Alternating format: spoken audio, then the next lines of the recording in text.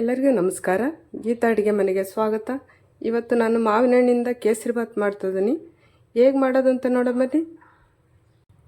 2 ಒಳ್ಳೆ ಸ್ವೀಟ್ ಇರೋ ಮಾವಿನ ಹಣ್ಣು ತಗೊಂಡಿನಿ. ಇದನ್ನು ಸಿಪ್ಪೆ ತಕ್ಕಂಡು ಪಲ್ಪ್ ಮಿಕ್ಸಿಗೆ ಹಾಕ್ತೀನಿ.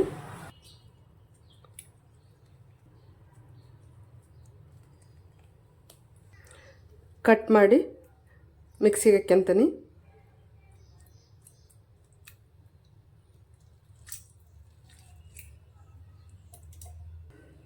ಎರಡು ಸ್ಪೂನ್ ತುಪ್ಪ ಹಾಕ್ಯಂತೀನಿ.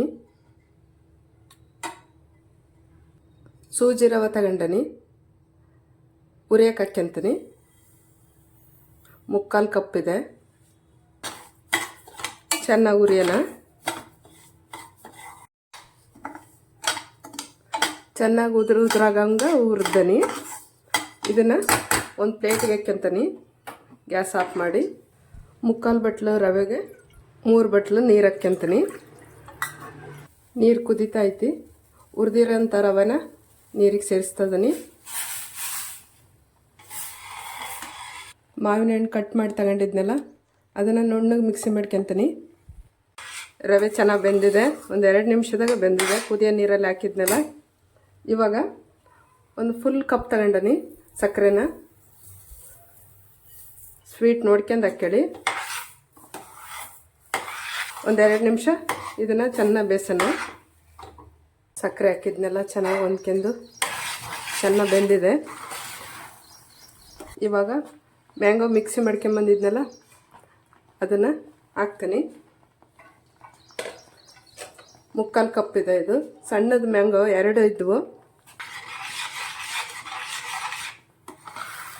ನ್ಯಾಚುರಲ್ ಕಲರ ಬೇಡ ಇದಕ್ಕೆ. 2 ರಿಂದ 3 ನಿಮಿಷ ಬೇಯಲಿ ನೀಟಾಗಿ. ಆ ಕಡೆ ಒಲೆ ಮೇಲೆ ಕೇಸರಿ ಬಾತ್ ಬೇಯೋದ್ರೊಳಗೆ ಇಲ್ಲಿ ಗೋಡಂಬಿ ದ್ರಾಕ್ಷಿನ ಫ್ರೈ ಮಾಡ್ಕೊತೀನಿ. ಒಂದು 20 ಇದಾವು ಗೋಡಂಬಿ. ದ್ರಾಕ್ಷಿ ಒಂದು ಸ್ವಲ್ಪ.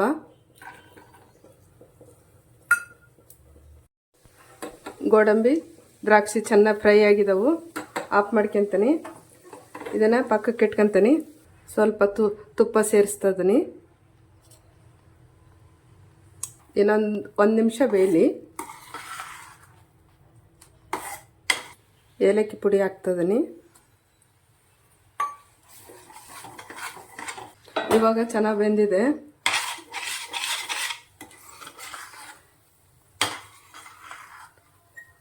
ಕರ್ದಿಟ್ಕೊಂಡಿದ್ನೆಲ್ಲ ಗೋಡಂಬಿ ಬಾದಾಮಿನ ಹಾಕ್ತದನಿ.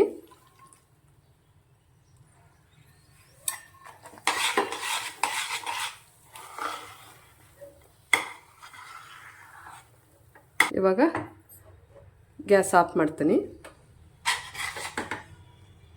ಮಾವಿನ ಹಣ್ಣಿನ ಕೇಸರಿ ಬಾತ್ ಹೇಗೆ ಮಾಡಿದೆ ಅಂತ ನೋಡಿದ್ರಲ್ಲ. ಈ ವಿಡಿಯೋ ಇಷ್ಟ ಆದಲ್ಲಿ ಲೈಕ್ ಮಾಡಿ, ಶೇರ್ ಮಾಡಿ, ಸಬ್ಸ್ಕ್ರೈಬ್ ಮಾಡಿ. ನಮಸ್ಕಾರ.